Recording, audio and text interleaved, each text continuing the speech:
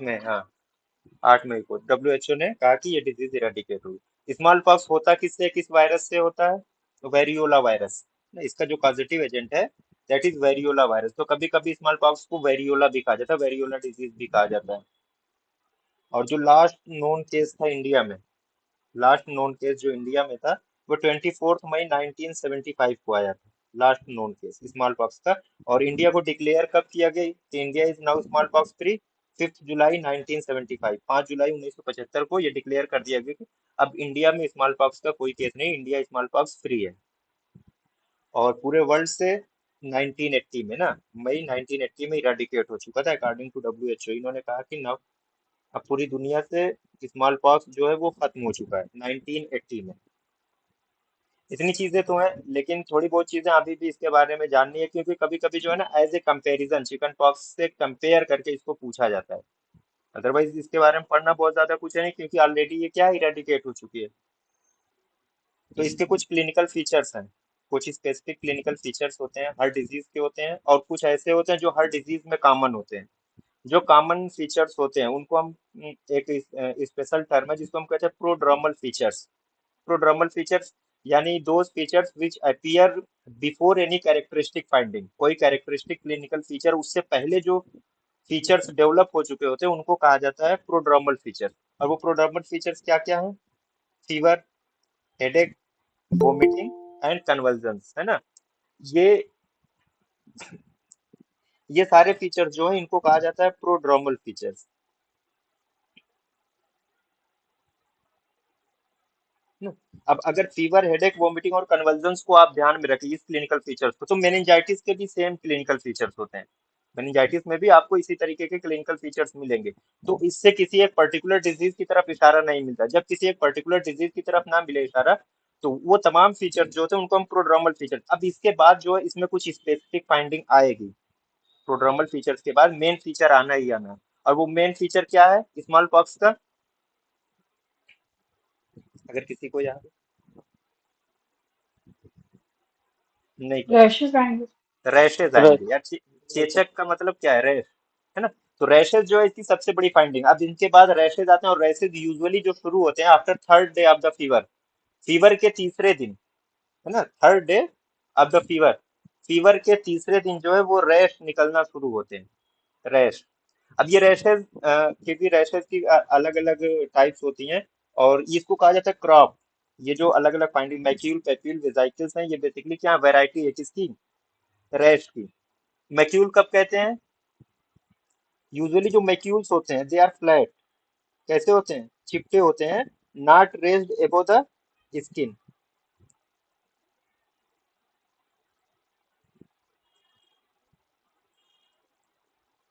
यानी जो skin surface है उससे रेज्ड नहीं होते, एकदम फ्लैट होते हैं, और इनका जो डायमीटर होता है लेस देन 1 सेंटीमीटर का, लेस देन 1 सेंटीमीटर का डायमीटर होता है ना मैक्यूल्स का। पेप्यूल क्या है? जस्ट इसी का एक चीज सिर्फ इसमें बदल दीजिए, इसमें लेस देन 1 सेंटीमीटर इसका डायमीटर रहेगा ना। बट पेप्यूल्स जो होंगे, अब ये होंगे कैसे? रेज्ड होंगे, raised above the skin.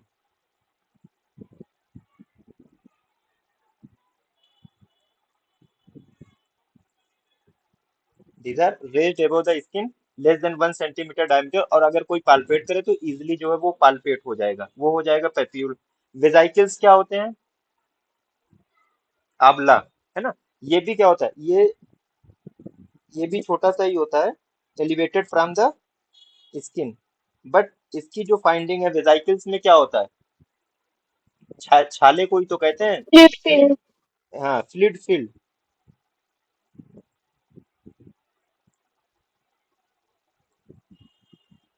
Fluid filled blister. Diameter कितना होगा? लेस देन 1 सेंटीमीटर का ही डायमीटर होगा। और पस्ट्यूल क्या है? यही जो वेजाइकल है, जो ब्लिस्टर है, इसमें अगर पस भर जाए, पस फील्ड वेजाइकल, उसको हम कहते हैं पस्ट्यूल, है ना। और स्कैब इसका एंड स्टेज है, लास्ट लास्ट स्टेज है। मान लीजिए उसमें पस है, अब पस में फाइब्रिन भी हो सकता है, ब्लड भी हो सकता है, सीबम भी हो सकता है, कुछ भी हो जाए। तो जब वो ड्राई फॉर्म में आ जाएगा, तो वो स्कैब बन जाता है। ये जो ड्राई एक्सुडेट, इसको आप कह लीजिए ड्राई एक्सुडेट, है ना। ये स्कैब होता है, और इसी को क्रस्ट भी कहते हैं। खुरंड जिसको हम कहते हैं, लास्ट में जो एंड टिश्यू, इसके बाद जो क्या हुआ, स्किन जो है वो क्लियर हो जाती है। अब दो तरीके होते हैं स्किन के क्लियरेंस के, या तो वहां पे कोई स्कार रह जाए, हमेशा के लिए एक निशान छूट जाए, या फिर वो कुछ दिनों के बाद जो है वो नॉर्मल स्किन कलर आ जाता है यूजुअली ना। तो अब ये सारे जो है वो क्या है, रैश के आर्डर है, किस तरीके से रैश निकलता है और कैसे वो फॉल ऑफ होता है। ठीक, अब इसकी एक स्पेसिफिक फीचर आपको मिल गई, थर्ड डे, फीवर के तीसरे दिन। ये जो थर्ड डे लिखा है यानी फीवर के, इस फीवर के तीसरे दिन रैश निकलता है। रैश के अब अलग अलग टाइप्स मिल गए। अब इसमें एक पैटर्न होगा सेंट्रीफ्यूगल, फिजिक्स लगाइए 10th और 12th की। सेंट्रीफ्यूगल और सेंट्रीपेटल दो चीजें आपको मिलेंगी। सेंट्रीफ्यूगल क्या होता है?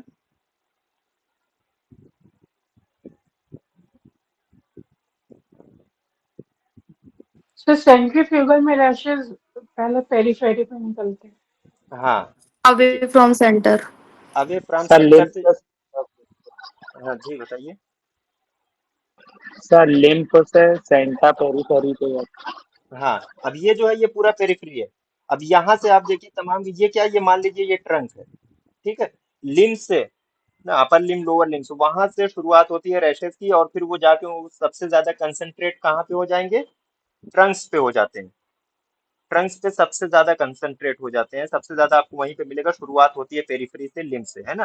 तो इसको कहा जाता है सेंट्रीफ्यूगल। तो सेंट्रीफ्यूगल डिस्ट्रीब्यूशन ऑफ रैशेस जो है वो एक स्पेसिफिक फीचर है किसका, स्मॉल पॉक्स का। और इसी का जस्ट अपोजिट एक टर्म आता है सेंट्रीपेटल। सेंट्रीपेटल यानी सेंटर पे शुरुआत होती है, सेंटर से शुरुआत होती है, और फिर उसका डिस्ट्रीब्यूशन कहाँ पे होता है, पेरिफेरी पे होता है। पेरिफेरी पे तो ये जो सेंट्रीपेटल अपीयरेंस होता है रैशेस की, ये कैरेक्टरिस्टिक है किसका, चिकन पॉक्स का। और स्मॉल पॉक्स में कैसा मिलता है, सेंट्रीफ्यूगल रैश मिलता है आपको। ठीक, ये बहुत छोटा सा डिस्क्रिप्शन था। अभी इसको और देखेंगे जब चिकन पॉक्स के साथ हम इसको कंपेयर करेंगे, तो उसमें बहुत सारी चीजें और हमें मिलेंगी। अभी यहाँ पे बस इतना ही इसको जान लीजिए स्मॉल पॉक्स के बारे में। अच्छा, स्मॉल पॉक्स का एक चीज और होती है, स्मॉल पॉक्स का इंक्यूबेशन पीरियड किसी को याद है कितना होता है? सर 7 से 17 डेज तक के कुछ है। 7 से 14 दिन है ना इसका जो इंक्यूबेशन 14 में। पीरियड होता है, 7 to 14 डेज। ठीक, 7 to 14 डेज इसका इंक्यूबेशन पीरियड होता है। ये चीज हो गई। अब दूसरी डिजीज जो है इसी से बहुत क्लोजली रिलेटेड है, चिकन पॉक्स। दोनों में थोड़ा बहुत कंफ्यूजन भी हो जाता है, इसको वेरिसेला भी कहते हैं। चिकन पॉक्स को हम क्या कहते हैं, हम वेरिसेला भी कहते हैं। और इसका जो कॉजेटिव एजेंट है, जो वायरस है, वो जो है उसको वेरिसेला जोस्टर वायरस भी कहते हैं। वेरिसेला जोस्टर वायरस या VZ virus, varicella zoster virus, है ना, वेरिसेला जोस्टर। अब इसी वेरिसेला जोस्टर का एक दूसरा नाम भी है, वेरिसेला जोस्टर वायरस का एक और नाम है जिसको कहते हैं human alpha herpes virus 3।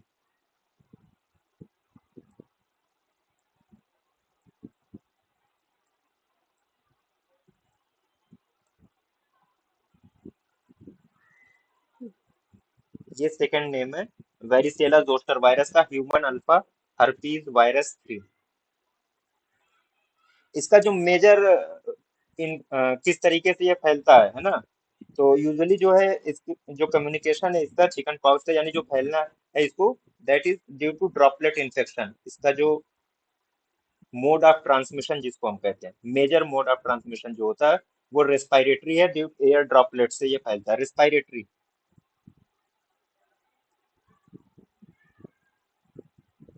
Mode of transmission जो इसका है। यानी रूट ऑफ ट्रांसमिशन किस रूट से ये फैलता है, तो ड्रॉपलेट इन्फेक्शन है, रेस्पिरेटरी रूट से ये फैलता है, रेस्पिरेटरी रूट से। अब ड्रॉपलेट किसे कहते हैं, what is droplet infection?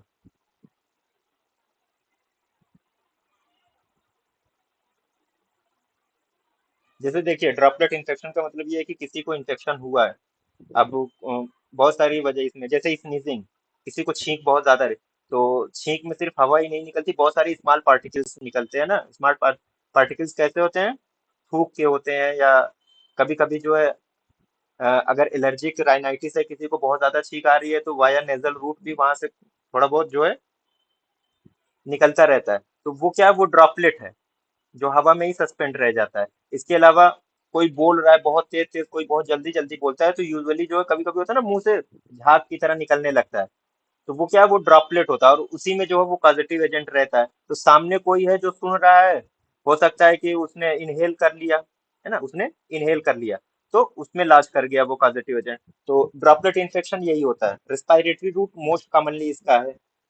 Source of infection usually जो है इसका केस होता है, पर्सन टू पर्सन कांटेक्ट से ये फैलता है, क्लोज रिलेशन से,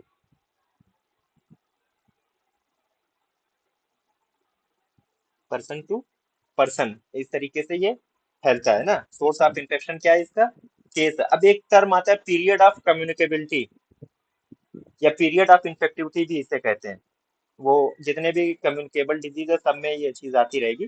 पीरियड ऑफ कम्युनिकेबिलिटी क्या होती है, या पीरियड ऑफ इन्फेक्टिविटी क्या होती है। अब देखिए, बीमारी किसी को हो सकता है 1 महीने हो, 2 महीने हो, 3 महीने तक कंटिन्यू हो ना, ट्रीटमेंट चल रहा होता है, लेकिन धीरे धीरे करके वो जो साइन एंड सिम्टम्स है वो सबसाइड होते रहते हैं। तो एक टर्म इसमें यही यूज किया जाए, period of infectivity. That means कि आप ट्रीटमेंट दें या ना दें, कितने दिन तक वो जो पर्टिकुलर पर्सन है, जो डिजीज पर्सन है, वो दूसरे को कब तक डिजीज ट्रांसमिट कर सकता है, कितने दिनों तक, इसको कहा जाता है पीरियड ऑफ इन्फेक्टिविटी या कम्युनिकेबिलिटी। ये क्वेश्चन एग्जाम में एक बार आया हुआ है ना, कि what is period of communicability, या कुछ इस तरीके से था कि कितने दिन तक फैल सकता है, उसको क्या कहते हैं, है ना।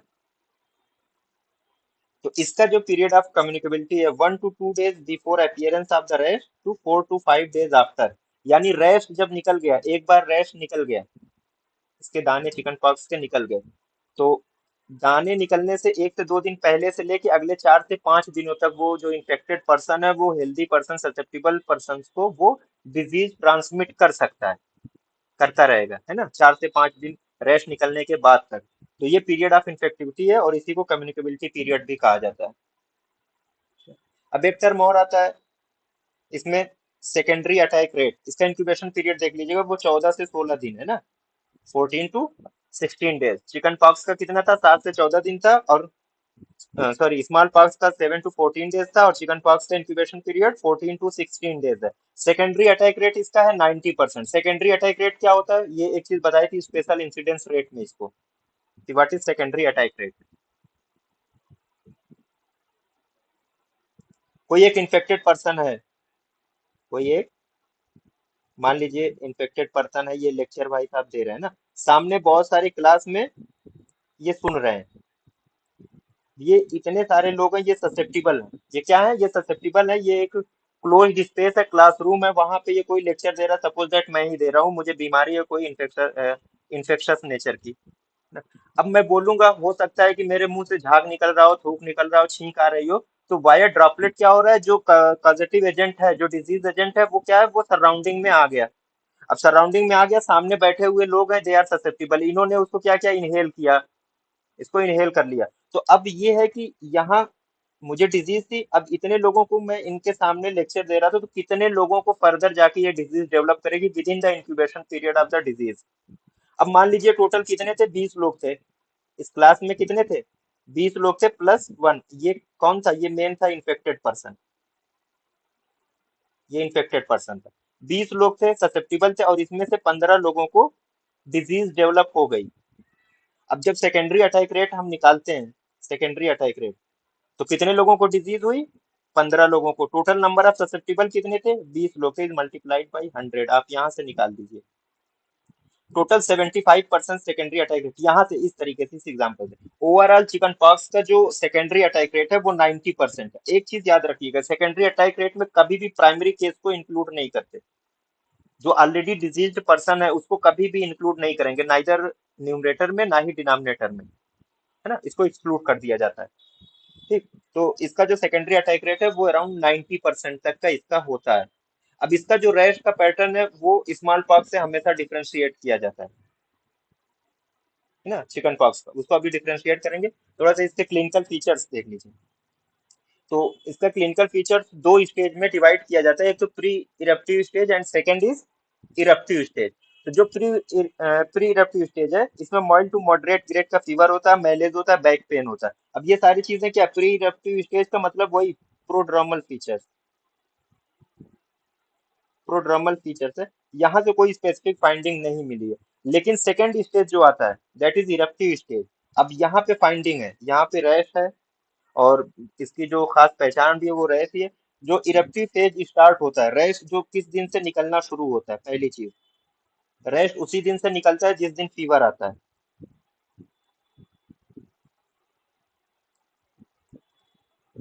On the day of fever, यानी फीवर और रैश जो है लगभग लगभग साइमल्टेनियसली अपीयर होते हैं। जिस दिन बुखार आएगा उसी दिन रैश निकलना स्टार्ट हो जाता है, पहली चीज। माइल्ड टू मॉडरेट डिग्री का अराउंड 38 to 39 डिग्री सेंटीग्रेड तक का फीवर होता है, और स्मॉल पॉक्स में हाई ग्रेड का फीवर होता है, इससे ज्यादा होता है, वो 40 to 41 डिग्री सेंटीग्रेड का होता है। ठीक है, रैश निकलना शुरू हुआ, कब निकल रहा है? On the day of the fever, जिस दिन बुखार आना शुरू होता है। और स्मॉल पॉक्स में क्या था, थर्ड डे, फीवर के थर्ड डे जो है, तीसरे दिन रैश आना शुरू होता था। तो दो चीजें मिल गई ना। अब रैश निकल रहा है, इसका पैटर्न क्या है ये जानने की चीज है। वहां पे हमने पढ़ा था सेंट्रीफ्यूगल, और यहाँ पे रैश का पैटर्न क्या है, सेंट्रीपेटल सेंट्री पैटर्न है ना, सेंट्रीपेटल, ये याद रखिएगा। यानी कि सेंटर से पेरिफेरी की तरफ जो है उसका डिस्ट्रीब्यूशन हो रहा है रैश का। थर्ड चीज नीचे वाली जो है, ये जानने की चीज है, प्लियोमार्फिज्म इसमें पाई जाती है। What is प्लियोमार्फिज्म? प्लियोमार्फिज्म होता क्या है? प्लियोमार्फिज्म होता क्या है? सर नेचुरल जितनी भी प्रोसेस। टाइप की रैशेज है वो सब सारी क्रॉप्स एक ही साथ मिल जाती है एक इसमें। ही साथ मिलेगी, है ना। तो हाँ, अभी मोर हमने देन वन जो, मॉर्फोलॉजी। हाँ हाँ, जो अभी हमने रैश की तमाम मार्फोलॉजी पढ़ी है ना, पेप्यूल, मैक्यूल, पस्यूल, वेसाइकिल्स, है ना, ये जितने भी हैं, ये अगर हम कोई एक स्पेसिफिक एरिया बॉडी का ले लें, बैक ले लें, या सामने चेस्ट ले लें, एब्डोमेन ले लें, या पेरिफेरी ले लीजिए, तो वहां पे ये तमाम के तमाम फीचर्स एक ही जगह पे आपको मिल जाएंगे। वहीं पे आपको मैक्यूल भी मिल जाएगा, वहीं पे पस्ट्यूल भी मिल जाएगा, वहीं पे अल्सरेशन यानी ब्लिस्टर भी मिल जाएगा, सब कुछ मिल जाएगा। अब ये है, मान लीजिए ये कोई एक पोर्शन है बॉडी का, चाहे बैक हो या एब्डोमेन हो, कहीं का भी हो, तो वहीं पे एक जगह आपको पेप्यूल भी मिल रहा है। एक जगह हमें क्या मिल रहा है, पेप्यूल भी मिल रहा है, just raised above the skin. वहीं पे कुछ ऐसे भी हैं जो मैक्यूलर हैं, अभी मैक्यूल्स हैं जो सिर्फ दिख रहे हैं, लेकिन वो क्या है, वो पाल्पेट नहीं हो सकते। वहीं पे पैप्यूल भी है, और उसके बाद ब्लिस्टर यानी वेजाइकिल्स भी है। हो सकता है वेजाइकिल्स में कहीं कहीं पस भी भर गया हो, तो वो क्या हो जाएगा, वो पस्ट्यूल भी हो जाएगा। और लास्ट में जब ड्राई एक्जिड्यूट बने, दैट मीन्स की अल्सरेशन होने लगता है, स्कैबिंग और क्रस्टिंग। तमाम फीचर्स एक ही जगह पे जब मिलते हैं तो उसको कहा जाता है प्लियोमार्फिज्म। और ये प्लियोमार्फिज्म एक कैरेक्टरिस्टिक फीचर है किसका, चिकन पॉक्स का। ल्यूमार्किन क्या है, कैरेक्टरिस्टिक फाइंडिंग है चिकन पॉक्स की। अब इनके दोनों के जो रैशेज होते हैं उनको देखिएगा, रैशेज के डिफ्रेंशिएट कैसे करेंगे। फर्स्ट, जो चिकन पॉक्स के रैश को जब हम डिस्क्राइब करते हैं तो एक स्पेसिफिक टर्म दिया जाता है इनको, dew drop on rose petal appearance, है ना।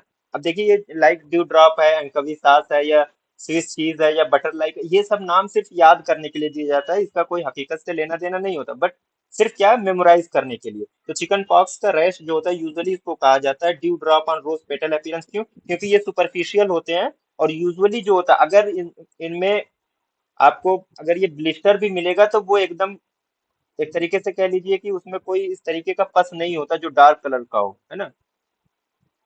व्हाइट कलर का पस इसमें मिल सकता है, अगर मिलेगा, जो फ्लूइड होता है, बहुत क्लियर होता है ना। तो इसीलिए इसको कहा जाता है dew drop on rose petal appearance. अब ये है चिकन पॉक्स का रैश।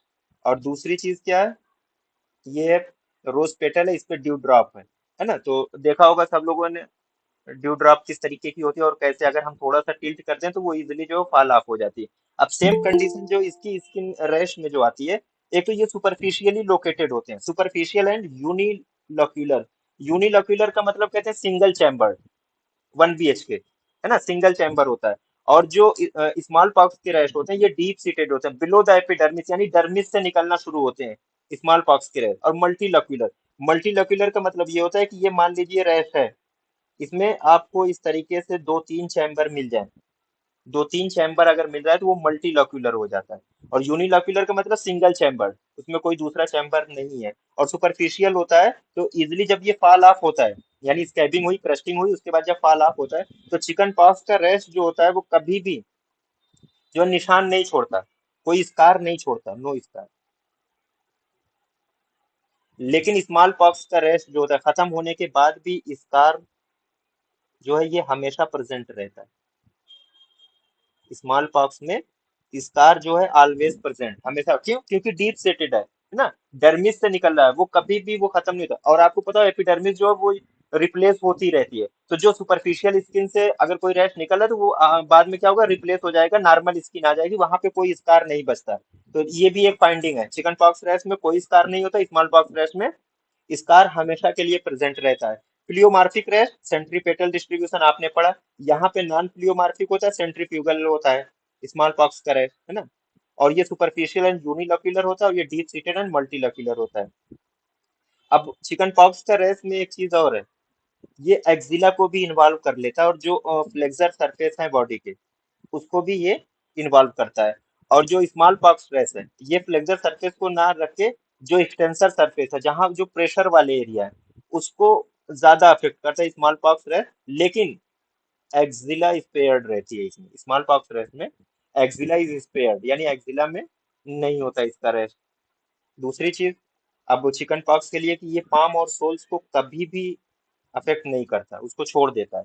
और स्मॉल पॉक्स रहता है it affects palm and soles, ये पाम एंड सोल्स को नहीं छोड़ता, वहां पे भी इसके रैशेस मिलते हैं। स्कैबिंग कब होती है, स्कैब यूजुअली जो है रैश निकल आया उससे 4 से 7 दिन के बाद जो स्कैब बन के वो फॉल ऑफ होना शुरू हो जाता है। और स्मॉल पॉक्स के रैश जो होते हैं वो 10 से 14 दिन के बाद फॉल ऑफ होते हैं, स्कैबिंग होती है उसकी। तो ये बेसिक डिफरेंस था इनका, इनका जो था वो बेसिक डिफरेंस था स्मॉल पॉक्स और चिकन पॉक्स के रैशेस का ना। तो dew drop on rose petal appearance, centripetal distribution, pleomorphism, superficial and unilocular, ये चीज जरूर याद होनी चाहिए चिकन पॉक्स के रैश से रिलेटेड। अब कॉम्प्लिकेशंस, कॉम्प्लिकेशंस क्या क्या होंगे इसके, कॉम्प्लिकेशंस क्या क्या होंगे। तो यूजुअली जो है ना, खास तौर से इसके जो कॉम्प्लिकेशंस डेवलप होते हैं वो इम्यूनो कम्प्रोमाइज्ड पेशेंट्स में ज्यादा डेवलप होते हैं। और आमतौर से अगर इम्यून सिस्टम अच्छा है तो जो चिकन पॉक्स होता है ये सेल्फ लिमिटिंग डिजीज है, खुद से ही लिमिट कर जाती है। और most of the viral infection जो होते हैं वो सेल्फ लिमिटिंग होते हैं, लेकिन क्या करना है, अगर वो इम्यूनो कम्प्रोमाइज है तो फिर वो सीवियर कॉम्प्लिकेशंस छोड़ जाएंगे। तो कॉम्प्लिकेशंस यूजुअली जो मिलता है वो इम्यूनो सप्रेस्ड पेशेंट्स में ही मिलता है ना। और नॉर्मल चिल्ड्रन या एडल्ट्स में बहुत कम इसके कॉम्प्लिकेशंस मिलते हैं। क्या क्या हो सकता है। हेमरेज। हाँ हेमरेज एक इसका, जिसको हम कह देते हैं वेरिसेला हेमरेजिकल।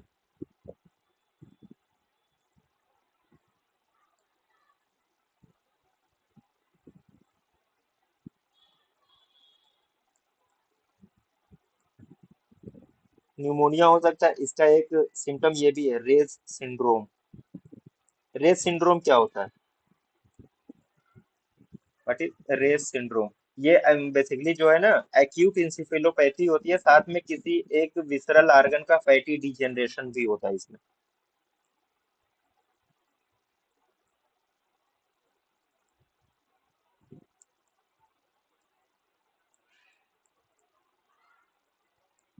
और विसरल ऑर्गन में भी मोस्ट कॉमनली जो है वो लीवर का फैटी डिजेनरेशन है, तो अक्सर जो इसकी डिफिनेशन में ही with fatty degeneration of liver हम लिख देते हैं।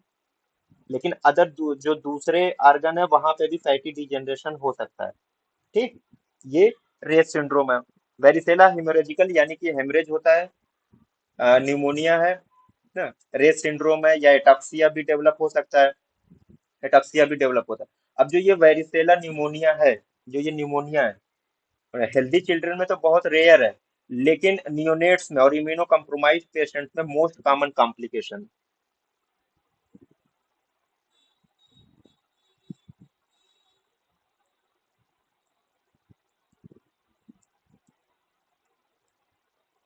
Most common complication in neonates and immuno compromise adult.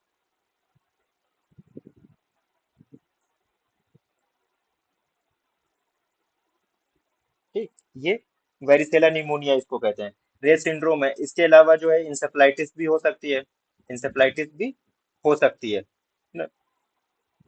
और अगर इनिशियल या यूं कह लीजिए कि विद इन फर्स्ट ट्राइमेस्टर अगर मदर को भी है तो उससे नियोनेट्स को भी इन्फेक्शन हो सकता है। या न्यूबॉर्न फीटस जो है, सॉरी न्यूबॉर्न जो है उसको भी इन्फेक्शन होता है, उसको कंजेनाइटल वेरिसेला सिंड्रोम भी कहते हैं। यूजुअली जो है अगर फर्स्ट ट्राइमेस्टर में हो रहा है तभी पॉसिबल है, लेट प्रेगनेंसी में डेवलपिंग फीटस पे कोई इफेक्ट नहीं पड़ता है। एक और इसका कॉम्प्लिकेशन है, बहुत लेट कॉम्प्लिकेशन जिसको हम कहते हैं, most common late complication of chickenpox. Late complication क्या है इसका? शिंगल्स। शिंगल्स।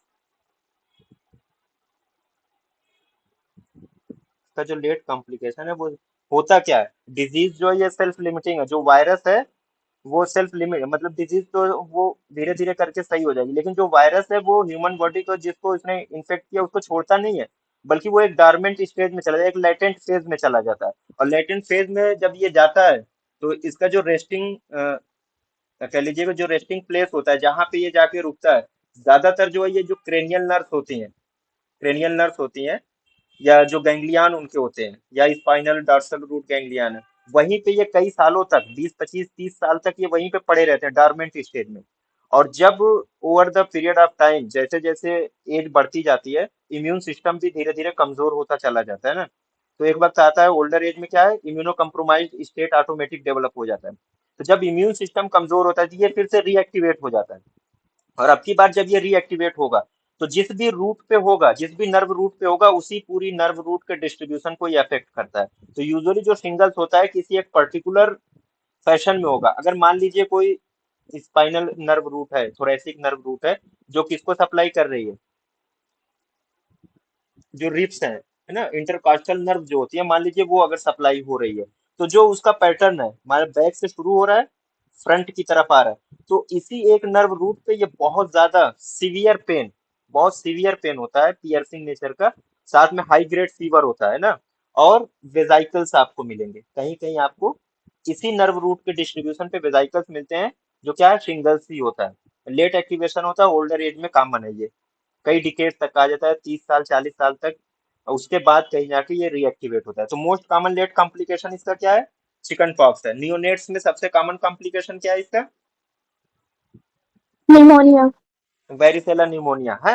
ये चीजें हो गई। चलिए ठीक है, अब ये तो हो गया, अब इसको कंट्रोल कैसे करेंगे, इसको जो है, यानी इसको प्रिवेंशन कैसे करना है, इसको प्रिवेंट कैसे करते हैं।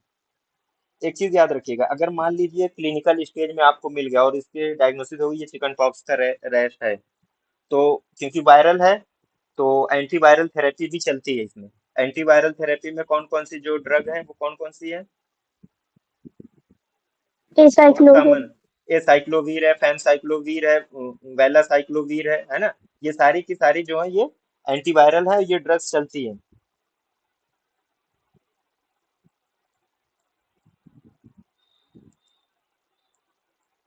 फैनसाइक्लोवीर, ये जो है ना, ये एंटीवायरल ड्रग्स हैं, चिकन पॉक्स में या शिंगल्स में इनको यूज कराया जाता है, ये तो ड्रग है। इसके अलावा प्रिवेंशन के तौर पे वायरिसेला जोस्टर इम्यूनोग्लोबुलिन भी दी जाती है।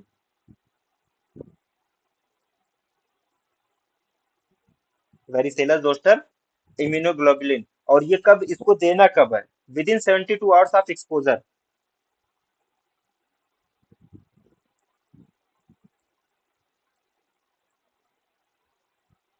With in 72 hour of exposure. और ये तो इमीडिएट प्रोटेक्शन के लिए है, दूसरे जो इम्यूनोग्लोबुलिन है ये रिजर्व होती है कुछ स्पेसिफिक केसेस के लिए। अब कौन कौन से स्पेसिफिक केसेस है, अब इसकी जो वैक्सीन होती है वो कौन सी वैक्सीन है?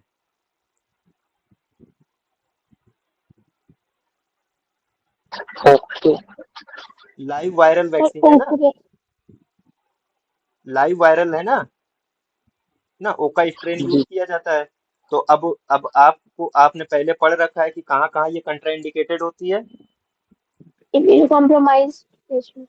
इम्यूनो कम्प्रोमाइज पेशेंट है, ड्यूरिंग प्रेगनेंसी है, तो यहाँ पे हम तो वैक्सीन दे नहीं सकते, तो ऐसी कंडीशन में क्या देना है, इम्यूनोग्लोबुलिन्स देते हैं ना, इम्यूनोग्लोबुलिन्स देते हैं, खास तौर से जो इम्यूनो सप्रेस्ड पर्सन है उनमें, है ना, या फिर एक्सपोजर हो गया है, फॉरेन प्रोटेक्शन चाहिए, तब भी नॉर्मल पर्सन को भी दे सकते हैं, बट ये रिजर्व हो जाती है, बहुत स्पेसिफिक हो जाती है इम्यूनो कम्प्रोमाइज पेशेंट के लिए और ड्यूरिंग प्रेगनेंसी स्टेट के लिए। Within 72 hours of exposure varicella zoster immunoglobulins दी जाती है। तो HIV एड्स के पेशेंट में हम वैक्सीन देंगे या इम्यूनोग्लोबुलिन देंगे?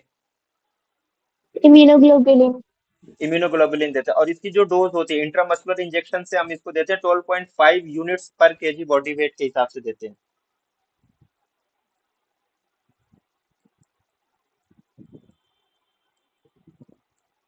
ठीक, ये इसकी यूजुअल डोज है जो हमें काउंट करनी है, 12.5 यूनिट्स पर KG body weight varicella zoster immunoglobulin देते हैं ना।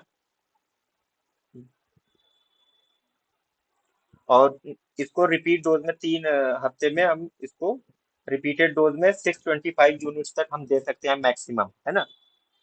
तो ये था। और वायरल वैक्सीन है तो नॉर्मल पर्सन को दे सकते हैं, इम्यूनो कम्प्रोमाइज को नहीं देंगे, तो वैक्सीन से भी इसका प्रिवेंशन है। और वेरिसेला जोस्टर इम्यूनोग्लोबुलिन से along with that symptomatic relief के लिए एंटीवायरल थेरेपी भी हमें चलानी है साइक्लोवीर पेमसाइक्लोवीर से। तो ये सारी चीजें इससे होगी, किससे? चिकन पॉक्स से। तो दो डिजीज हो गई। थर्ड जो है मीजल्स। थर्ड क्या है? मीजल्स, यानी खसरा इसको कहते हैं ना। मीजल्स को एक और नाम इसको रूबियोला इसको कहा जाता है।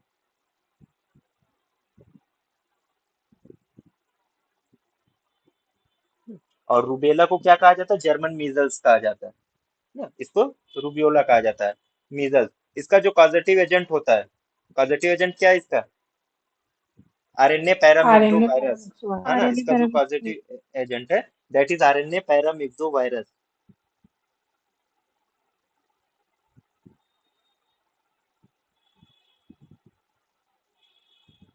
आरएनए पैरामिक्सो वायरस, मीजल्स ना, ये भी बहुत हाईली इन्फेक्शस डिजीज, ज्यादातर एक्यूट ही होती है।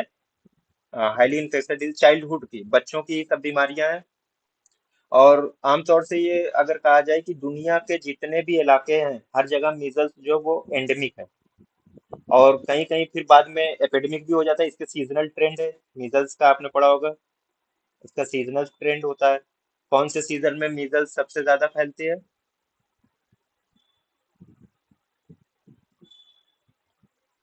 During winters and early spring, January to April जो है सबसे ज्यादा इसके केसेस मिलते हैं। यूजुअली जो है ये एंडेमिक होता है all part of the world, पूरी दुनिया में ये डिजीज जो है वो एंडेमिक होती है।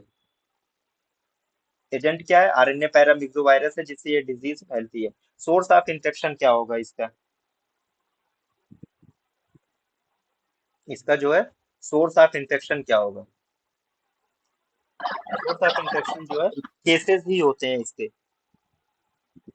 और मीजल्स के बारे में हमने पढ़ा है जब हम लोग पढ़ रहे थे एक iceberg phenomena of the disease, तो उसमें जो शो नहीं कर रही थी आइसबर्ग फिनोमेना को, उसमें एक डिजीज क्या थी? मीजल्स भी थी, है ना। तो इसका जो सोर्स ऑफ इन्फेक्शन है ओनली केसेस, इसका कैरियर्स नहीं होते। इसके जो है कैरियर्स आर नॉट नोन। इसका कैरियर स्टेज इसमें नहीं पाई जाती है, तो सिर्फ केसेस ही होते हैं। एक्यूट डिजीज है। सोर्स ऑफ इन्फेक्शन इसका जो है वो केस होता है, टोटल केसेस होते हैं। इंक्यूबेशन पीरियड इसका कितना होता है? Incubation period 5 days. 10 to 14 days, है ना। 10 से 14 दिन का इसका इंक्यूबेशन पीरियड होता है। मोड ऑफ ट्रांसमिशन क्या होगा इसका भी मोड ऑफ ट्रांसमिशन ड्रॉपलेट बोले, infection. Droplet infection, respiratory route. Like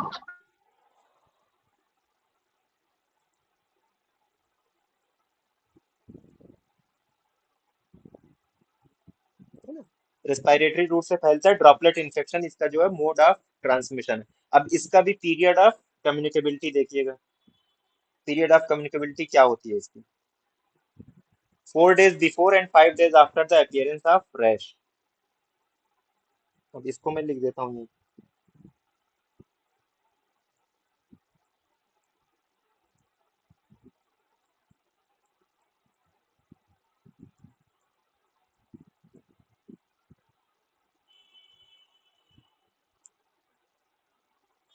अब इसमें ये कम्युनिकेबिलिटी तो समझ में आ रही है ना, क्या चीज होती है?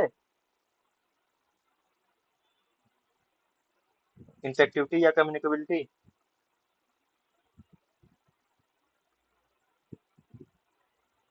यस। है ना। यानी कितने दिनों तक वो जो डिजीज पर्सन है वो किसी दूसरे को डिजीज ट्रांसमिट कर सकता है, that is period of infectivity. तो यहाँ पे मीजल्स में क्या है? रैश के निकलने से 4 दिन पहले से लेके 5 दिन तक, 4 days before to 5 days after the appearance of rash, ये इसका पीरियड ऑफ कम्युनिकेबिलिटी है। और इसका जो रैश का पैटर्न है, रैश का पैटर्न वो किस तरीके का है? बिहाइंड द ईयर स्टार्ट होता है along the behind ear the like year, है ना, रेट्रो आरिकुलर इसको कहते हैं, रेट्रो आरिकुलर ओरिजिन होता है इसके रैश का। और अभी रिसेंटली जो मेडिकल ऑफिसर का एग्जाम हुआ था उसमें यही पूछा गया था कि खसरा के जो दाने होते हैं वो कहाँ से निकलते हैं? कान के पीछे से, बिहाइंड द ईयर, जिसको हम कहते हैं रेट्रो ऑरिकुलर ओरिजिन, है ना। इसका जो रैश का पैटर्न होता है वो रेट्रो ऑरिकुलर होता है। इसका जो सेकेंडरी अटैक रेट है वो अराउंड 80% के करीब होता है, सेकेंडरी अटैक रेट। और इसका एक साइक्लिकल ट्रेंड भी, सीजनल ट्रेंड तो है ही ना, विंटर्स में और अर्ली स्प्रिंग में ये फैलता ही ज्यादा, इसके केसेस आते हैं। साथ में ही हर 2 से 3 साल के बाद एक इसका जो है साइक्लिकल ट्रेंड भी आता है, जिस वक्त मीजल्स का एक तरीके से इरप्शन हो जाता है, मीजल्स या एपिडेमिक्स उनका आने लगता है। Every 2 to 3 years measles shows a cyclic trend. और इसका जो पैथोग्नोमिक क्लिनिकल फीचर है, हाँ, इसका जो पैथोग्नोमिक क्लिनिकल फीचर है वो क्या होता है मीजल्स का? Koplik spots. कॉप्लिक स्पॉट्स होते हैं। इसके जो पैथोग्नोमिक फीचर्स हैं दे आर कॉप्लिक स्पॉट्स। और ये जो कॉप्लिक स्पॉट्स होते हैं ये कहाँ पे पाए जाते हैं?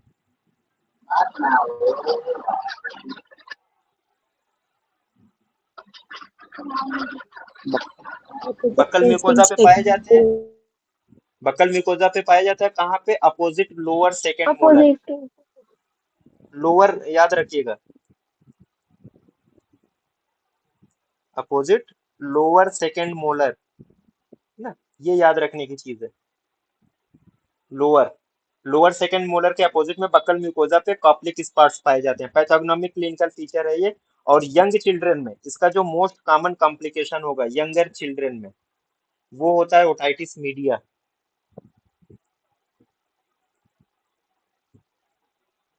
ये जो होती है ओटाइटिस मीडिया, ये तो बहुत कॉमन है क्लिनिकल कॉम्प्लिकेशन। और एक बहुत रेयर इसका क्लिनिकल कॉम्प्लिकेशन है, रेयर कॉम्प्लिकेशन, बट बहुत फैटल होता है।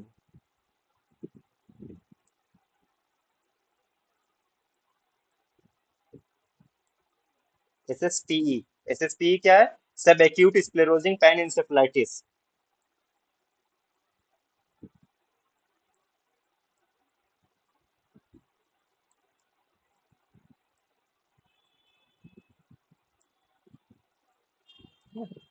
सब एक्यूट स्क्लेरोजिंग पैनिनसेफलाइटिस, ये रेयर है और बहुत फैटल है इसका।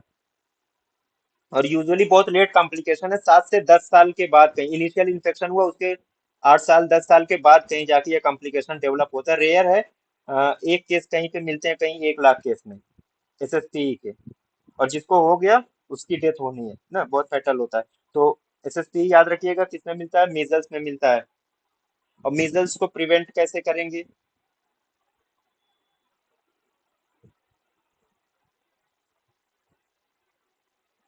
प्रिवेंशन मीजल्स का वैक्सीन से होता है। अब इसका क्लिनिकल फीचर्स थोड़ा सा देखिए, मीजल्स का क्लिनिकल फीचर्स, मतलब दो स्टेज यहाँ पे भी दो है। एक तो प्रोड्रोमल फीचर्स जो होते हैं वो यूजुअली जो है वो हर डिजीज में आपको मिलेंगे, हर डिजीज में प्रोड्रोमल फीचर्स मिलते हैं हमें।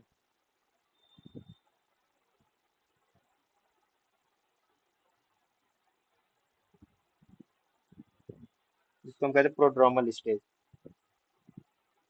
अब ये प्रोड्रोमल स्टेज जो है, या इसी को प्री इरप्टिव स्टेज भी कह लीजिए, है ना, प्री इरप्टिव स्टेज या प्रोड्रोमल स्टेज। यूजुअली इन्फेक्शन हो जाता है, इन्फेक्शन के कहीं 10 दिनों के बाद प्रोड्रोमल स्टेज जो है वो शुरू होता है, 10 days after infection prodromal stage start हो गई। अब प्रोड्रोमल स्टेज ज्यादातर क्लिनिकल फीचर्स बहुत मिलते जुलते होते हैं हर डिजीज से। क्या मिलेगा इसमें? फीवर, हर अक्सर डिजीज में आपको मिल जाएगा, कोराइजा, और साथ में स्नीजिंग बहुत ज्यादा मिलती है। तो 10 days बिफोर इन्फेक्शन आएगा शायद। 10 days after infection. Pre infection से पहले कौन सा फीचर आएगा? प्री इरप्टिव स्टेज है ना ये, मतलब कहने का इन्फेक्शन तो हो ही चुका है। मतलब फीचर कब डेवलप होना शुरू, कुछ कुछ डिजीज के ऐसे भी होते हैं कि इन्फेक्शन हो जाता है, कई महीने बाद उनके फीचर शुरू होते हैं। बिना इन्फेक्शन के कौन सा क्लिनिकल फीचर स्टार्ट होगा भाई? इन्फेक्शन का मतलब क्या होता है? Entry of the micro organism in human host, जो पॉजिटिव एजेंट है डिजीज का, जब वो ह्यूमन होस्ट की बॉडी में एंटर कर लेगा तभी तो हम कहेंगे कि अब इन्फेक्शन हो गया। इन्फेक्शन एजेंट हमारे सराउंडिंग में न जाने कितने हैं, वो नहीं माने जाएंगे, Yes. है ना। तो प्रोड्रमल स्टेज या प्री इरप्टिव स्टेज जो होता है, ये यूजुअली जो है इन्फेक्शन के 10 दिन के बाद से शुरू होता है। और इसका जो क्लिनिकल फीचर्स है, फीवर है, कोराइजा है, स्नीजिंग है, नेजल डिस्चार्ज है, कफ है,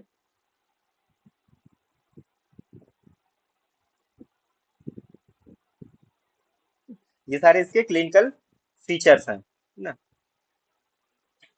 और जब बहुत ज्यादा एक्सेसिव स्नीजिंग होती है तो आईज बहुत ज्यादा रेड हो जाती हैं और लैक्राइमेशन भी स्टार्ट हो जाता है। यूजुअली ये जो प्रोड्रोमल स्टेज है, ये कितने दिन तक रहता है, कितने दिन लास्ट रहता है? तो 4 डेज तक, 4 दिनों तक रहता है प्रोड्रोमल स्टेज, है ना। 4 दिनों तक ये रहता है। इसके बाद सेकेंड स्टेज जो इरप्टिव स्टेज है वो शुरू होती है ना। अब एक चीज और है इसमें, देखिएगा कॉप्लिक स्पार्ट कब निकलते हैं, कॉप्लिक स्पार्ट्स कब निकलते हैं, ये चीज है ना। तो यूजुअली जो है कॉप्लिक स्पार्ट्स जो होते हैं उनके बारे में थोड़ा सा कंफ्यूजन है। कहीं कहीं ये मिलेगा कि प्रोड्रोमल स्टेज में निकलता है, कहीं कहीं ये मिलेगा कि जो इरप्टिव स्टेज है, जो सेकंड स्टेज है उसकी, उसमें निकलता है। तो अकॉर्डिंग टू डिफिनेशन या जो बुक में लिखा है उसके मुताबिक जो प्रोड्रोमल स्टेज में ही कॉप्लिक स्पार्ट्स जो है वो निकलते हैं, पब्लिक स्पॉट। इसके बारे में लिखा है कि यूजुअली जो है रैश के निकलने से 1 से 2 दिन पहले, 1 to 2 day before, before rash, यानी रैश के आने से 1 से 2 दिन पहले जो है कॉप्लिक स्पॉट जो अपीयर होते हैं, कहाँ पे अपीयर होते हैं? Opposite second lower molar buccal mucosa पे। और जो किस तरीके के होते हैं? ब्लूइश व्हाइट कलर का स्पॉट होता है, ब्लूइश व्हाइट कलर का स्पॉट होता है ये। और इसकी प्रेजेंस जो है ये मीजल्स की पैथोग्नोमिक मानी जाती है, मीजल्स की एक स्पेसिफिक पहचान। सेकेंड फेज जो है वो eruption phase,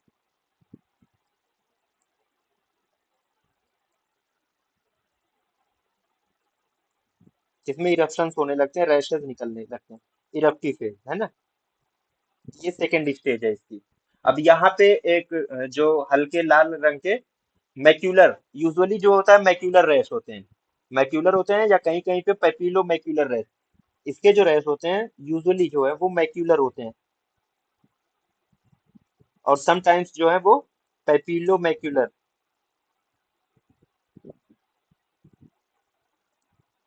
rash. Eruptive phase की यहाँ से शुरुआत होती है, मैक्यूलर या पेपिलो मैक्यूलर रैश से। कैसा होता है रंग इसका? डस्की रेड कलर इसको बोलते हैं, हल्के लाल रंग का होता है, डस्की रेड कलर का होता है यूजुअली, है ना। कहाँ से शुरू होता है? Behind the year, retro auricular origin है बिहाइंड द ईयर, यहाँ से इसके रैशेस जो होते हैं वो स्टार्ट होते हैं बिहाइंड द ईयर। अब इसके बाद बहुत तेजी के साथ ये फैलना शुरू होते हैं, कहाँ पे पहुंचेंगे? फेस पे। ईयर से शुरू होते हैं, कहाँ पे आएंगे? फेस पे आ गए, चेहरे पे आ गए, चेहरे के बाद नेक पे। यहाँ से अब कहाँ पहुंचेगा रैश?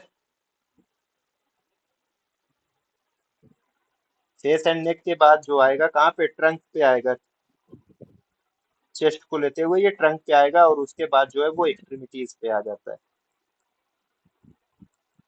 एक्सट्रीमिटीज। तो यूजुअली जो रैश शुरू होता है एक्सट्रीमिटीज तक पहुंचने में 2 से 3 दिन टाइम लगता है, 2 to 3 डेज का टाइम लगता है।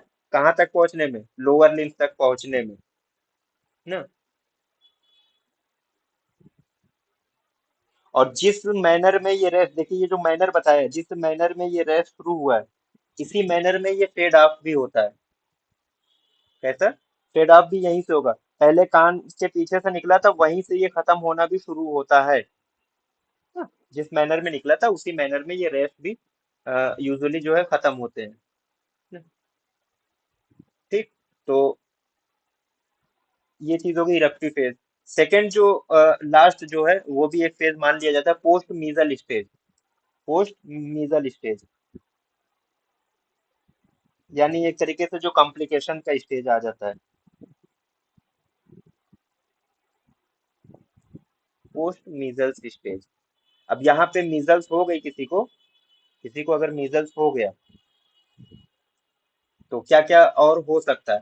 तो अगर बच्चे को है और बहुत ज्यादा वो कमजोर था, इम्यूनो कम्प्रोमाइज था, फर्दर जो है वेट लॉस मिलेगा वहां पे उसका, और जो है वेट जो है वो कम हो जाएगा, वेट लॉस मिलेगा। इसके अलावा फेलर टू थ्राइव मिलेगा, क्रोनिक इलनेस बहुत ज्यादा हो सकती है, दूसरे बैक्टीरिया और वायरल इन्फेक्शन के चांसेस जो है वो इंक्रीज हो सकते हैं, ग्रोथ रिटार्डेशन भी मिल जाएगा। ये सब लेट कॉम्प्लिकेशंस है जो पोस्ट मीजल स्टेज में देखने को मिल सकते हैं। और डायरिया, मीजल्स में डायरिया बहुत कॉमन है, डायरिया होती है। और कॉम्प्लिकेशंस में हमने इसके बात की थी कि कॉम्प्लिकेशंस में क्या, ओटाइटिस मीडिया बहुत कॉमन कॉम्प्लिकेशंस है, और एसएसपीई जो है उसका बहुत रेयर कॉम्प्लिकेशन है ना। ओटाइटिस मीडिया सबसे ज्यादा होता है up to 15% of the cases में। लेकिन सबसे लाइफ थ्रेटनिंग कॉम्प्लिकेशन इसका क्या होगा, सबसे लाइफ थ्रेटनिंग कॉम्प्लिकेशन,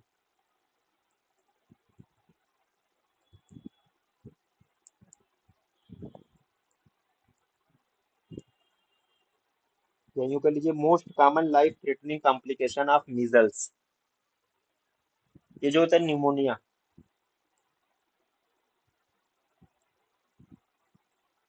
निमोनिया जो इसका है ये लाइफ थ्रेटनिंग कॉम्प्लिकेशन है, लेस देन 10% केसेस में ये देखने को मिल सकता है ना। Most common life threatening complication is pneumonia. Rare complication क्या है इसका, सब एक्यूट स्क्लेरोजिंग पैन इंसेफ्लाइटिस ना, ये याद रखिएगा इसको। ऐसे जी, अब इसके रैशेस देखिए कुछ इस तरीके से, ज्यादातर जो होते हैं वो क्या होते हैं, मैक्यूल्स होते हैं, यानी not raised above the skin. लेकिन कभी कभी मैक्यूलो पैप्युलर भी मिल सकते हैं, यानी थोड़े से फ्लैट होते हैं, थोड़े से स्किन से रेस्ड जब मिलेंगे हमें ना, पाल्पेट होने लगते हैं, तो दैट उसको हम क्या कहते हैं, पैप्यूल कहते हैं। तो कभी कभी मैक्यूलो पैप्युलर भी मिलता है, कभी कभी सिर्फ सिर्फ और सिर्फ मैक्यूल्स मिल सकते हैं। कहाँ से शुरू होती है, retro auricular behind the year, यहाँ से फेस पे आएगा, फेस से नेक पे, नेक के बाद फिर ट्रंक पे होते हुए फिर लोअर एक्सट्रीमिटीज तक जाता है ना, 1 से 2 दिन लगता है। और उसके बाद जिस मैनर में रेस्ट निकलते हैं उसी मैनर में रेस्ट जो है वो फेड ऑफ होते हैं, खत्म होना शुरू होते हैं। अब मीजल्स के प्रिवेंशन के लिए क्या चीज की जाती है, एक्टिव इम्यूनाइजेशन किससे करते हैं, मीजल्स की वैक्सीन आती है भाई, मीजल्स की वैक्सीन आती है, live attenuated freeze dried viral vaccine है, इसके बारे में आप लोगों ने पढ़ा होगा, मीजल्स की वैक्सीन 27 है ना। मोस्ट कॉमनली कौन सा स्ट्रेन यूज करते हैं, RA27। Menstrual Zagreb. RA27 वाला कौन है,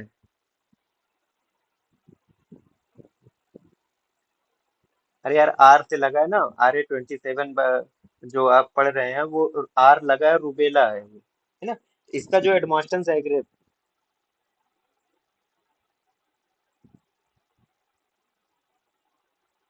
ये मोस्ट कॉमन स्ट्रेन है।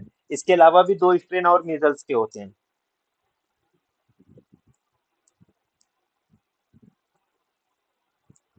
श्वार्ट्ज एंड मोरेटेल, है ना, कहीं कहीं मोरेटिन भी लिखा हुआ है, देख लीजिएगा। बहरहाल ये 3 जो है स्ट्रेन होते हैं मोस्ट कॉमनली, जो वो एडमॉस्टन जैग्रेब स्ट्रेन है। डोज कितनी होती है,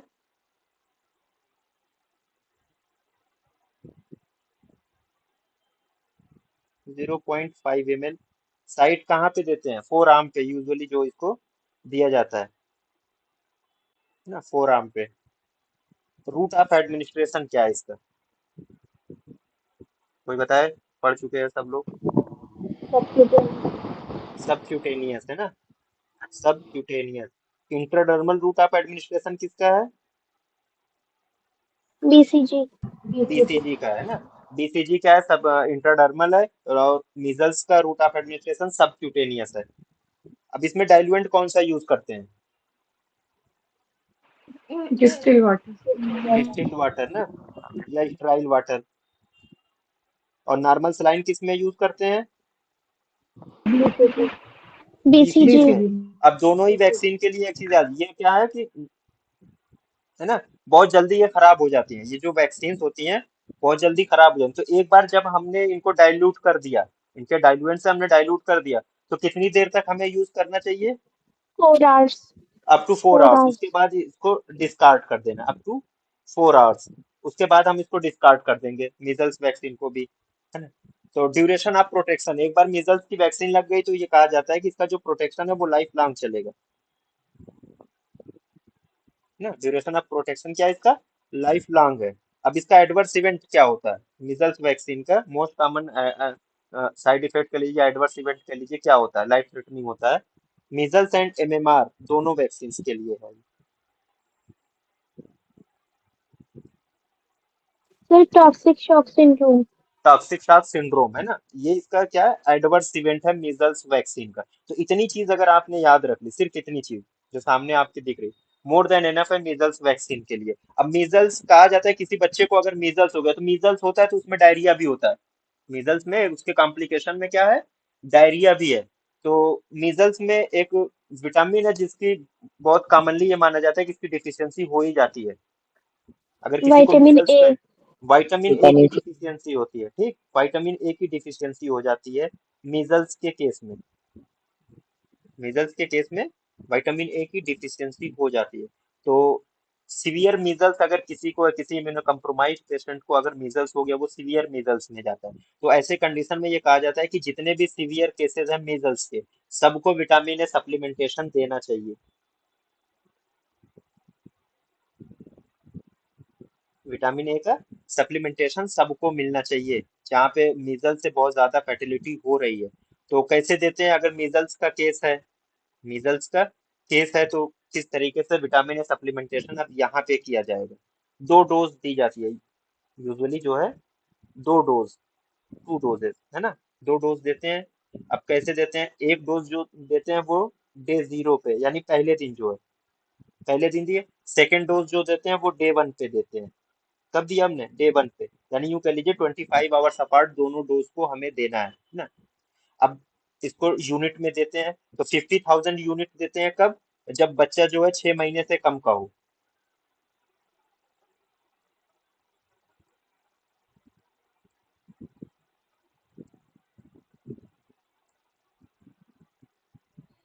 है ना। बच्चा अगर 6 महीने से कम का है तो कितना डोज देंगे? 50,000 इंटरनेशनल यूनिट। और अगर 6 से 11 महीने का है, 6 से 11 महीने का है, तो इसकी डोज डबल कर देते हैं। 6 से महीने का तो 1 लाख यूनिट हो जाती है। कितना हो जाएगी? 1 लाख इंटरनेशनल यूनिट। और वो 6 से 11 महीने का है। अब मान लीजिए कि 1 साल से ज्यादा का है, 1 साल से ज्यादा यानी 12 महीने या उससे ज्यादा की एज का है बच्चा, तो डोज को फिर फर्दर डबल कर दीजिए। 2 lakh. हाँ, 2 lakh international unit more than 12 month का अगर बच्चा है तो इस तरीके से इसकी डोजिंग की जाती है। और यूजुअली 2 डोज दी जाती है डे 0 पे और डे 1 पे, 20 यानी 24 घंटे के गैप पे दोनों डोज को कंप्लीट किया जाता है। और साथ में अगर विटामिन ए डिफिशियंसी, ये तो ऐसे दे रहे हैं कि चलिए मीजल्स का सीवियर केस है, इसमें विटामिन ए डिफिशियंसी हो रही होगी, है ना। लेकिन अगर हमें विटामिन ए डिफिशियंसी का जो सिम्टम, जो क्लिनिकल फीचर्स हैं, क्या क्या है? विटामिन ए डिफिशियंसी का क्या क्लिनिकल फीचर्स है? बाइटोटिस। Vital. बाइटोटिस। So, Xerox. Night blindness से शुरू करो ना, बाइटेड स्पॉट तो बात की चीज है ना, 9. है ना। तो अगर कहने का मतलब ये है कि अगर विटामिन ए डिफिशियंसी का क्लिनिकल फीचर्स आपको मिलने लगे साथ में, इन सब के बावजूद कि हम 2 डोज दे भी रहे हैं, तो तीसरी डोज को रिपीट करें, एक थर्ड डोज और ऐड कर देना। अगर क्लिनिकल साइन डिफिशियंसी जो होती है, इसकी साइन जो मिल रहे हैं आपको विटामिन डी, तो थर्ड डोज को भी हम ऐड कर देंगे। कब देंगे? ये जो डे 1 के बाद से 4 से 6 हफ्ते के बाद।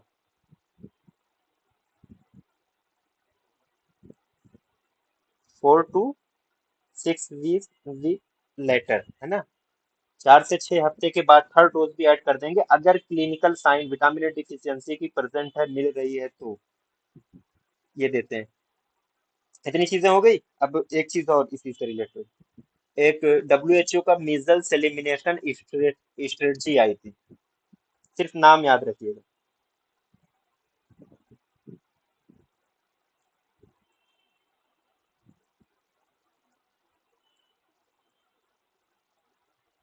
स्ट्रेटजी थी डब्ल्यूएचओ की। तीन नाम इसमें थे, catch up, keep up and follow up. ये नाम जरूरी है।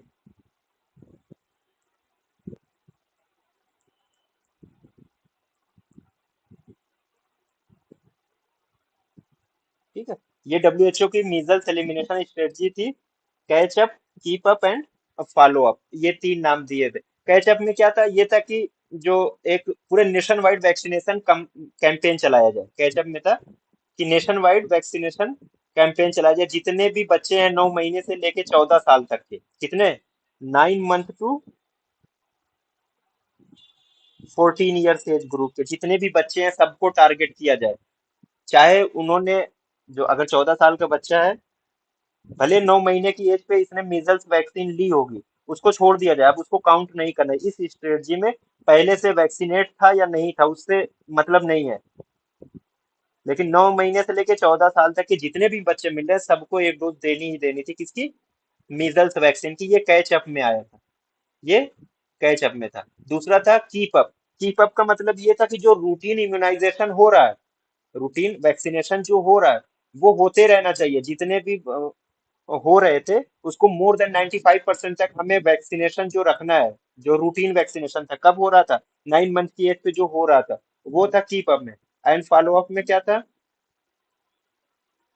बार बार हर 2 से 4 साल पे, हर 2 से 4 साल पे जो है नेशन वाइड वैक्सीनेशन कैंपेन चलाया जाना चाहिए, कंडक्ट होते रहना चाहिए। ये था फॉलो अप में, ये तीनों चीजें थी। तो हो सकता है एग्जाम में सिर्फ ये पूछे, catch up, keep up and follow up जो स्ट्रेटजी थी ये किससे रिलेटेड है। लाइक अक्सर पूछा जाता है ना, गोभी कैंपेन किसने चलाया, यूनिसेफ ने चलाया था। तो इसी तरीके से ये भी पूछा जा सकता है, catch up, keep up and follow up ये किससे रिलेटेड है, डब्ल्यूएचओ मीजल्स एलिमिनेशन स्ट्रेटजी से रिलेटेड है। ठीक, समझ में आया। Yes, sir. अब इसके बाद रूबेला देख लीजिए।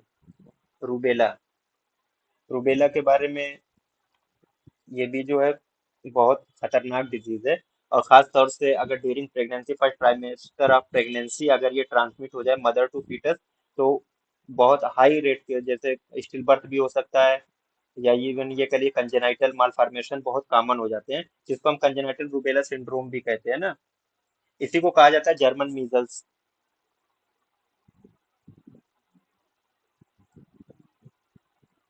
इसको क्या कहते हैं, जर्मन मीजल्स भी कहते हैं। जल्दी जल्दी इसके बारे में देखते हैं।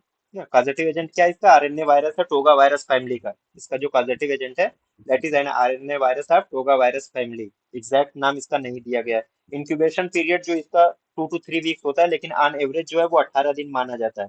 रूबेला का इंक्यूबेशन पीरियड जो है ऑन एवरेज 18 डेज का होता है। यूजुअली जो है, जब एक ब्रॉडर वे में हम देखते हैं 2 to 3 वीक्स, यानी 14 से 21 दिन का माना जाता है। सोर्स ऑफ इंफेक्शन क्या है इसका, केसेज आर सब क्लिनिकल केसेज। केसेज आर सब क्लिनिकल केसेस जो है इसके सोर्स ऑफ इंफेक्शन होता है। मोड ऑफ ट्रांसमिशन इसका क्या होगा, सेम होगा जैसे अभी तक हम प्रीवियसली पढ़ते आए हैं, एयर ड्रॉपलेट्स या जो रिस्पायरेटरी रूट से फैलता है। मोड ऑफ ट्रांसमिशन क्या है इसका, रिस्पायरेटरी है, that is due to droplet infection जो होता है, ड्रॉपलेट इंफेक्शन। और ये चीज जो लिखी हुई है, no known carrier state for postnatally acquired rubella. Postnatal यानी कि आफ्टर बर्थ अगर किसी को रूबेला हो रहा है तो उसमें कोई कैरियर स्टेट नहीं पाई जाती। अदरवाइज जो है नॉर्मल कंडीशन में, जनरल पॉपुलेशन में कैरियर स्टेट होती है ना। केसेस आर सब क्लिनिकल केसेस क्या है, दे आर कैरियर स्टेट, है ना। तो सोर्स ऑफ इन्फेक्शन इसका क्या है, केसेस आर सब clinical cases. Mode of transmission क्या है, ड्रॉपलेट इन्फेक्शन, रेस्पिरेटरी रूट से ये फैलता है। पीरियड ऑफ कम्युनिकेबिलिटी क्या होगी, 1 week prior to the onset of symptoms to 1 week after rash appears, है ना। सिम्टम्स अपीयर हो रहा है उससे 1 हफ्ते से पहले से लेके रैश के 1 हफ्ते बाद तक, यानी इसका जो मेन सिम्टम है वो रैश ही है यहाँ पे भी। तो रैश के 1 हफ्ते पहले से रैश के 1 हफ्ते बाद तक वो रूबेला का जो पीरियड ऑफ इन्फेक्टिविटी होगी, क्या होगी, पीरियड ऑफ इन्फेक्टिविटी इसकी होती है। इम्यूनिटी, रूबेला की इम्यूनिटी जो होती है यूजुअली जो होती है, सिंगल अटैक होता है जो लाइफ लॉन्ग इम्यूनिटी देता है। सेकेंड अटैक जो होते हैं दे आर रेयर ना। सिंगल अटैक से ही लाइफ लॉन्ग इम्यूनिटी। तो अगर सिंगल अटैक से लाइफ लॉन्ग इम्यूनिटी मिल रही है तो ये कौन सी इम्यूनिटी होगी, एक्टिव या पैसिव। Active. पैसिव कौन बोला, अभी तक आप लोग इम्यूनिटी नहीं बताइए, इसको बहुत पहले पढ़ाया था। एक्टिव और पैसिव इम्यूनिटी में फर्क क्या बताया था? पैसिव इम्यूनिटी जो होती है वो इम्यूनिटी जिसमें एंटीबॉडीज को बाहर से सप्लाई किया जाए ह्यूमन होस्ट के अंदर या ह्यूमन बॉडी के अंदर। अब उसमें जो पैसिव इम्यूनिटी में आमतौर से क्या चीजें आती है, इम्यूनोग्लोबुलिन्स आते हैं और एंटी सीरम आते हैं, रेडीमेड होते हैं, फौरन जो वो सप्लाइड कर दिए जाते हैं ना। और जो एक्टिव इम्यूनिटी होती है वो हमारी बॉडी खुद से बनाती है। इन्फेक्शन हुआ, इन्फेक्शन के नतीजे में, इन्फेक्शन क्या है, रूबेला का पॉजिटिव एजेंट जब बॉडी में आएगा तो दैट वो वर्क कैसे करेगा, एज एन एंटीजन। एंटीजन के खिलाफ हमारी जो इम्यून सिस्टम वो क्या बनाएगा, एंटीबॉडी बनाएगा। तो एंटीबॉडीज जब बनाएगा, इम्यून सिस्टम खुद से बना रहा है, तो उसको हम कहते हैं एक्टिव इम्यूनिटी, है ना। वैक्सीन जो हम देते हैं वहां पे एंटीजन को ही हम एडमिनिस्टर करते हैं, उसके नतीजे में जो बॉडी होती है वो एंटीबॉडीज बनाती है, तो वो एक्टिव इम्यूनिटी में आता है ना। और जो पैसिव इम्यूनिटी होती है वो बाहर से आउटसाइड द बॉडी उसको रेडीमेड जो है इंजेक्ट किया जाता है, रेडीमेड बनाए, उसको हम कहते हैं पैसिव इम्यूनिटी। ये फर्क होता है। तो ये जो इन्फेक्शन के बाद जो इम्यूनिटी मिलती है वो एक्वायर्ड इम्यूनिटी होती है, एक्टिव इम्यूनिटी होती है, ठीक। और इसमें इंडिया में खास तौर से ये माना जाता है कि रिप्रोडक्टिव एज ग्रुप जो होता है, यानी 15 से 44 साल का जो एज ग्रुप की फीमेल्स हैं, उसमें से 40% जो है they are susceptible to develop rubella infection. और जो इन्फेंट्स होते हैं they are protected till 4 to 6 month of age, क्योंकि ये मदर से जो एंटीबॉडीज होती है वो लेके आते हैं, है ना। तो ये इसकी इम्यूनिटी होती है और एक्टिव इम्यूनिटी है, ये यूजुअली जो है एक्टिव इम्यूनिटी में ही आता है। अब इसको डायग्नोसिस के लिए, रूबेला की डायग्नोसिस के लिए जो टेस्ट जो अप्लाई किया जाता है, यूज किया जाता है, उसको कहा जाता है HAI, haemagglutination inhibition test. HAI इसका जो है वो टेस्ट है, इसकी डायग्नोसिस के लिए यूज किया जाता है ना। अब इसके क्लिनिकल फीचर्स थोड़ा सा देख लीजिए। प्रोड्रोमल फेज है, पीछे भी हम पढ़ते चले आए हैं प्रोड्रोमल फेज को। तो प्रोड्रोमल फीचर्स में क्या क्या मिलेंगे, यूजुअली इस तरीके का मिलता है जो किसी भी डिजीज की तरफ इशारा नहीं करे। लो ग्रेड फीवर है, सोर थ्रोट है, कुराइजा है, ये इसके प्रोड्रोमल फीचर्स हैं।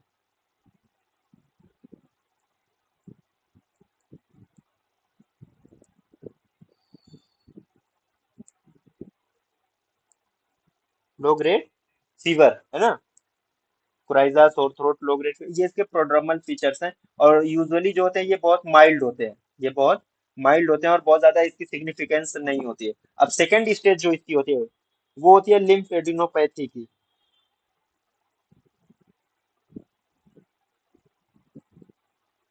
लिम्फ एडिनोपैथी की। अब इसमें यूजुअली जो जो लिम्फ नोड सबसे कॉमनली जो इन्वॉल्व होते हैं वो पोस्टीरियर सर्वाइकल चेन जो होती है वो, और जो पोस्ट ऑरिकुलर लिम्फ नोड है।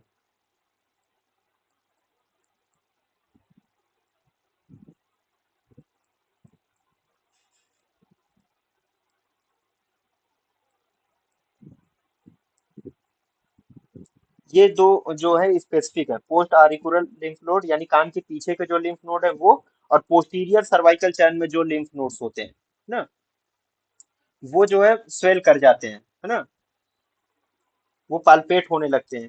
तो यूजुअली जो है इनके बारे में कहा जाता है कि ये जो दोनों लिम्फ नोड्स है इनकी जो स्वेलिंग होती है कब रिकॉग्नाइज होगी, 7 days before the appearance of rash.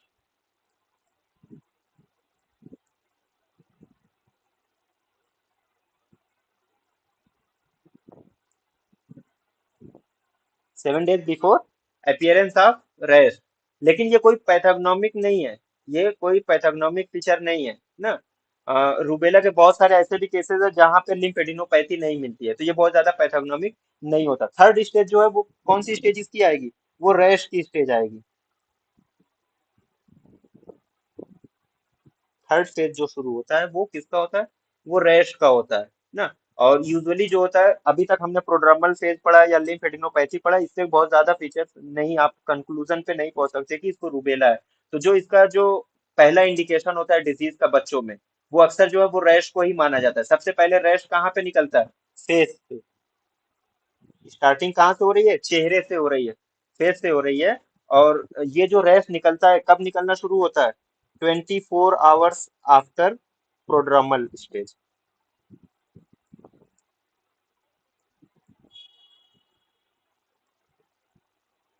जो प्रोड्रोमल स्टेज है उसके 24 घंटे के बाद जो है वो रैश निकलना शुरू होते हैं, और सबसे पहले जो टिपिकली कहाँ पे अपीयर हो रहा है, चेहरे पे, फेस पे अपीयर होता है। और मैक्यूलर रैश होते हैं, मैक्यूलर यानी not raised above the skin surface. Macular होते हैं, पिंक कलर के होते हैं, पिंकिश, मैक्यूलर एंड पिंकिश होते हैं इसके रैश जो होते हैं ना। इसके अलावा कुछ और फीचर्स भी इसी में मिलते हैं, कंजंक्टिवाइटिस भी मिल सकती है ना, कंजंक्टिवाइटिस। तो ये रैश हो गया। इसके बाद जो रैश होता है वो बहुत तेजी के साथ जो है वो फैलने लगता है दूसरी तरफ, यानी कि चेहरे के बाद जो है वो ट्रंक पे और एक्सट्रीमिटीज पे आता है ना। बहुत तेजी के साथ ये फैलता है, और जितनी तेजी के साथ ये फैलता है, जितनी तेजी के साथ रैश जो है वो स्प्रेड आउट होता है, उतनी ही तेजी के साथ ये इसकी फेडिंग भी होती है ना। और यूजुअली जो है, अगर मान लीजिए चेहरे पे पहले दिन, अगर चेहरे पे जिस दिन रैश निकले उसको फर्स्ट डे ले लीजिए, तो डिसअपियर होते होते वो तीसरे दिन तक, थर्ड डे तक जो है पूरा का पूरा रैश जो है वो डिसअपियर हो जाता है ना। बहुत तेजी के साथ, जितनी तेजी से ये फैलता है उतनी ही तेजी के साथ ये डिसअपियर भी हो जाता है। और सब क्लिनिकल केसेस में यूजुअली जो है वो रैश जो है बहुत कम होते हैं, या यूं कह लीजिए नहीं पाए जाते। और जो फोर्थ स्टेज इसकी जो होती है रैश के बाद, वो होती है कॉम्प्लिकेशन की। ये स्टेज जो है वो कौन सी स्टेज है, दिस स्टेज इज कॉम्प्लिकेशन। और रेयर केसेस है, बहुत ज्यादा इसमें कॉम्प्लिकेशन एज सच नहीं पाए जाते। कभी कभी जो होता है बहुत सीवियर ज्वाइंट पेन मिल सकता है,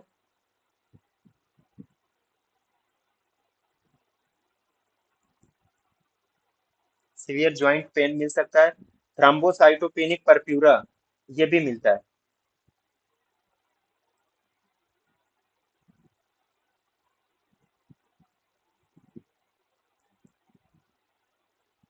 थ्रम्बोसाइटोपेनिक परप्यूरा एक और कॉम्प्लिकेशन है, लेकिन जो बहुत रेयर है, इंसेफ्लाइटिस।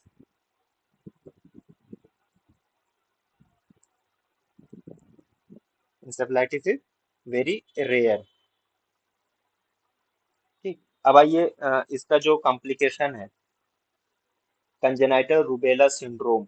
कब कहेंगे कि कंजेनाइटल रूबेला सिंड्रोम हो गया, कब हम कहेंगे कि कंजेनाइटल रूबेला सिंड्रोम हो गया? तो इसके लिए दो चीजें हैं। Congenital rubella syndrome is said to have occurred if जो इन्फेंट है उसको या तो soon after birth IgM antibodies मिलने लगे, infant has IgM rubella antibodies shortly after birth, और IgG antibodies persist for more than 6 month. अगर आईजीजी एंटीबॉडीज 6 महीने से ज्यादा तक परसिस्ट कर रही हैं, या बर्थ के फौरन बाद आईजीएम रूबेला एंटीबॉडीज मिल रही, तब हम कहेंगे कि कंजेनाइटल रूबेला सिंड्रोम हो गया है, कंजेनाइटल रूबेला सिंड्रोम हो गया है। और इसका जो फीटल इंफेक्शन कितना होगा कंजेनाइटल रूबेला सिंड्रोम में, इसको जो डिटरमाइन करता है वो ये करता है कि किस जेस्टेशनल एज पे या किस जेस्टेशनल पीरियड पे फीटल ट्रांसमिशन हो रहा है, मदर टू चाइल्ड जो है कब ट्रांसमिट हो रहा है। ये चीज जो है वो डिटरमाइन करती है कि कितना ज्यादा फैटिलिटी होगी कंजेनाइटल रूबेला सिंड्रोम से। तो इसमें माना जाता है मोस्ट डिजास्टरस टाइम क्या होगा, most disastrous time infection in first trimester.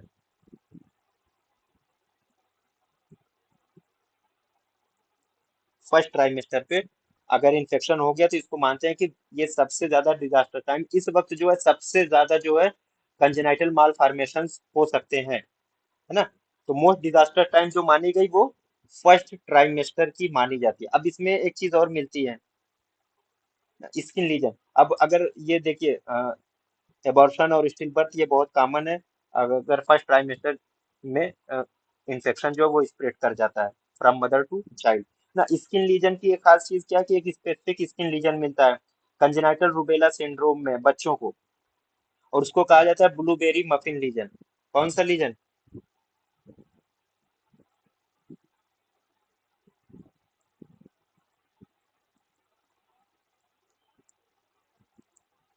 Blueberry muffin legion ना। इस तरीके से जो है ट्रंक पे और नेक पे और टू सम एक्सटेंट फेस पे भी ब्लू कलर का हल्का जो है आपको रैशेज मिलेंगे ना, स्किन लीजन। तो इसको नाम दिया गया ब्लूबेरी मफिन लीजन। ना, इसको ब्लूबेरी मफिन लीजन्स कहा जाता है, जो कंजेनाइटल रूबेला सिंड्रोम में पाया जाता है बच्चों पे ना। अब इसका जो ट्रायड होता है कंजेनाइटल रूबेला सिंड्रोम का, ट्रायड क्या होगा, क्या क्या होता है इसका ट्रायड ना, सीडीसी से याद रख लीजिएगा ना, cataract, deafness and cardiac malformation. Cataract, deafness and cardiac malformation. अब कोई ये पूछे कि कार्डियक मालफॉर्मेशन यानी कंजेनाइटल हार्ट डिफेक्ट जिसको हम कहते हैं ना, कंजेनाइटल हार्ट डिफेक्ट, तो इसमें सबसे कॉमन कंजेनाइटल मालफॉर्मेशन कार्डियक की क्या हो सकती है, तो मोस्ट कॉमनली जो होता है पेटेंट डक्टस आर्टेरियोसस, पीडीए, ये मोस्ट कॉमन जो है कंजेनाइटल हार्ट डिफेक्ट है कंजेनाइटल रूबेला सिंड्रोम के बच्चों में ना, patent ductus arteriosus cardiac malformation में। तो ट्रायड जो है उसका वो सीडीसी है, cataract, deafness and cardiac malformation congenital rubella syndrome में ये चीज पाई जाती है। अब ये तो फर्स्ट ट्राइमेस्टर में ये सारी चीजें आपको मिल रही है, फर्स्ट ट्राइमेस्टर में। अगर सेकंड ट्राइमेस्टर में up to 16 week week period of gestation ये मान के चला जाता है, कब तक, up to 16th week period of gestation अगर है, तो वहां पे क्या मिलेगा, सिर्फ डीफनेस मिलती है।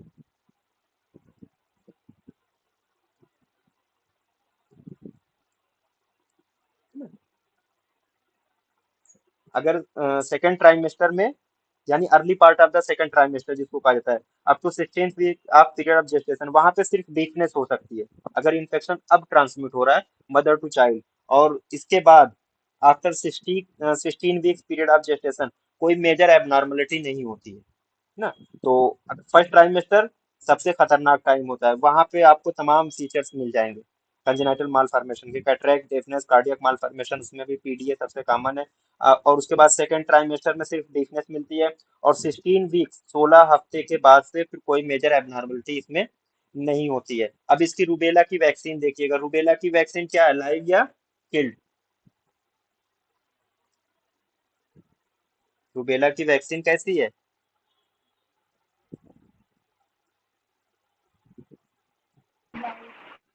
लाइव एटेन्युएटेड है ना, वायरल है, ये चीज तो है ना। और इसका जो स्ट्रेन है वो कौन सा है,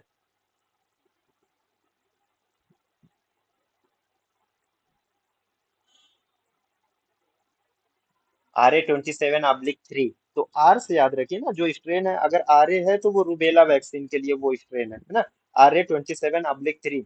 लाइव एटेन्युएटेड वायरल वैक्सीन होती है, तो इसका डोज कितना है, 0.5 ml है ना, 0.5 ml। और रूट क्या होगा इसका, रूट ऑफ एडमिनिस्ट्रेशन, इसका भी सब क्यूटेनियस है, रूबेला वैक्सीन का भी रूट ऑफ एडमिनिस्ट्रेशन क्या है, सब क्यूटेनियस है। तो अब ये बताइए, रूबेला वैक्सीन है, प्रेगनेंसी में रूबेला वैक्सीन दी जा सकती है, कॉन्ट्राइंडिकेटेड। कंट्रा इंडिकेटेड है ना, ये लाइव वायरल वैक्सीन है, तो इसलिए it is कंट्रा indicated in pregnancy,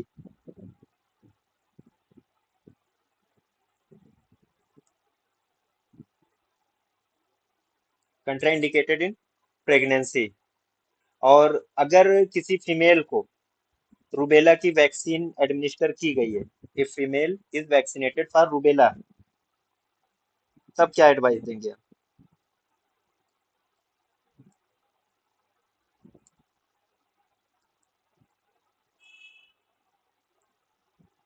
if female is vaccinated for rubella vaccine, तो उसको हम कहते हैं कि अगले 3 महीने तक कंसीव नहीं करने का, यानी avoid pregnancy for next 3 month.